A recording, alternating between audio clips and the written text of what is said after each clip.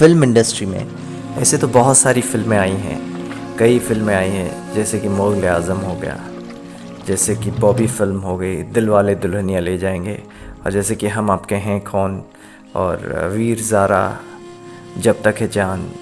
ऐसी कई फिल्में हैं जो इतिहास बना गई, बहुत सारा पैसा कमाई। और ऐसा भी है कि पैसे खाली नहीं कमाई, इन फिल्मों ने नहीं कमाया, बल्कि एक छाप छोड़ा, एक कैसे मेकर्स को फिल्म बनानी चाहिए ये सिखाया। लेकिन एक ऐसी भी फिल्म बनी जैसे कि मेरा गांव मेरा देश, डाकुओं के ऊपर फिल्म बनी थी, और बहुत सारे लोगों को बहुत सारी टेक्निकल चीज़ें सिखा गई ये फिल्म, और सक्सेसफुल भी रही। ऐसे ही एक फिल्म आई थी 15 अगस्त 1975 को रिलीज़ हुई थी बॉक्स ऑफिस में और धमाल मचा गई। वो फिल्म का नाम है शोले। सचिन साहब ने इसमें काम किया था, बहुत अच्छा रोल निभाया था। सचिन साहब खुद कहते हैं कि इस फिल्म में स्क्रीन प्ले डायलॉग्स किस तरह से लिखा गया था, कैसे गब्बर सिंह की जगह पे गब्बर सिंह जो कैरेक्टर प्ले कर रहे थे अमजद खान साहब की जगह पे डैनी साहब को लिया जा रहा था। तो ऐसे वगैरह वगैरह बहुत सारी चीज़ें हैं। कपिल शर्मा शो में आए थे तो बता रहे थे। और इसमें धर्मेंद्र और हेमा मालिनी की प्रेम कहानी भी बड़ी ज़बरदस्त चर्चा में थी। एक्चुअली हेमा मालिनी जी ज़्यादा भाव खा रही थी, लेकिन धर्मेंद्र जी जो हैं ज़्यादा उनके पीछे पड़ रहे थे। हेमा मालिनी जी ज़्यादा इंटरेस्टेड नहीं थी ऐसा लग रहा था, मीन्स उस समय लेकिन धर्म जी कुछ ज़्यादा ही पीछे पड़े हुए थे। हालांकि दोनों एक दूसरे से बेहद प्यार करते थे, करते हैं, करते रहेंगे, ये और बात है। दोनों की शादी भी हो जाती है बाद में, लेकिन धर्म जी कुछ ज़्यादा ही पीछे पड़े हुए थे, हेमा जी को इम्प्रेस करने में लगे हुए थे। फिल्म के सारे गाने हिट हुए।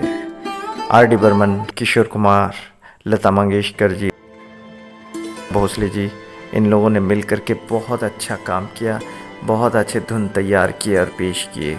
और कोई हसीना जब रूठ जाती है तो और भी हसीन हो जाती है, स्टेशन से गाड़ी जब छूट जाती है तो 1 2 3 हो जाती है।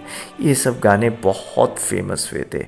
होली वाला सॉन्ग तो ज़बरदस्त कमाल का रहा, तो इसकी वजह से भी सफलता मिली फिल्म को। लेकिन फिल्म में धर्म जी का जो अनोखा अंदाज़ था, ये जो इम्प्रोवाइजेशन स्किल, वो भी बड़ी ज़बरदस्त थी। इम्प्रोवाइजेशन मतलब जो डायलॉग मिलता है उसको बढ़ा चढ़ा के अपने तरीके से पेश करना। धर्मेंद्र जी हेमा मालिनी को इम्प्रेस करने के लिए जब वो एक टंकी बनाई गई थी उसके ऊपर चढ़ के कूद जाऊंगा, फाड़ जाऊंगा अगर बसंती की मौसी ने उसका हाथ मेरे हाथ में नहीं दिया, तो ये डायलॉग्स बोलने थे। तो उसको बोलते बोलते डायलॉग्स को उन्होंने इम्प्रोवाइज़ करके अपने तरीके से पेश कर दिया। और वहाँ पे शराब पीने के बाद वो सबको डर था कि ये कहीं गिर ना जाए, लेकिन ये पूरा अपने आप को कंट्रोल में रख के वहीं पे आखिर में पड़ जाते हैं और वो गिर पड़ते हैं और सो जाते हैं उस टंकी के ऊपर। और ये बहुत ही एक इम्प्रोवाइज सीन होता है और दर्शकों को भी मज़ा आता है। लेकिन उसके पीछे ये बात थी कि कोई इंटरेस्टेड नहीं था ये सब करवाने में धर्म जी को। धर्म जी ने खुद किया बिकॉज ऑफ हेमा मालिनी। ये जो डायलॉग्स हुआ करते थे, ये टंकी का जो सीन था उसके डायलॉग्स पहले नहीं लिखे हुए थे। ये जो सलीम जावेद पेयर हैं उनको बताया जाता था और वो फ़्लाइट में ट्रैवल करके सीन दे के चले जाते थे सेट पे, और सेट पे रहते थे क्योंकि उनको और भी फिल्मों में काम करना होता था। तो एक दफ़ा मुंबई एयरपोर्ट में पहुंचते हैं और पहुंचते पहुंचते हमेशा अपने साथ में कलम लेके जाते हैं, और उन्होंने डायलॉग सारे लिख डाले एयरपोर्ट के पास खड़े होके। गाड़ी के बॉनेट पर कागज़ रखा, कलम रखी और लिख डाला। तो वहाँ पे पीछे से एयरपोर्ट वाले बोलते हैं, सर जल्दी आपका बोर्डिंग पास दीजिए, फ़्लाइट मिस हो जाएगी। तो ये आवाज़ें आती रहीं और उन्होंने कंप्लीट कर दी। और वो सीन जब दिया, धर्मेंद्र जी ने उसको इम्प्रोवाइज़ कर दिया।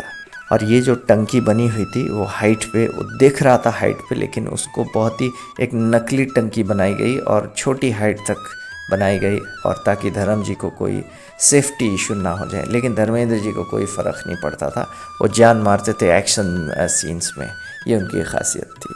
आप जुड़े रहिए Sholay film, the famous iconic film, and Dharmendra ji का जो इम्प्रोवाइजेशन स्किल है और जो स्क्रीन प्ले डायलॉग को अपने तरीके से पेश करना, कोई अंदाज सीखे तो धर्म जी से सीखे। Dharmendra and Hema Malini, the finest pair of भारतीय सिनेमा।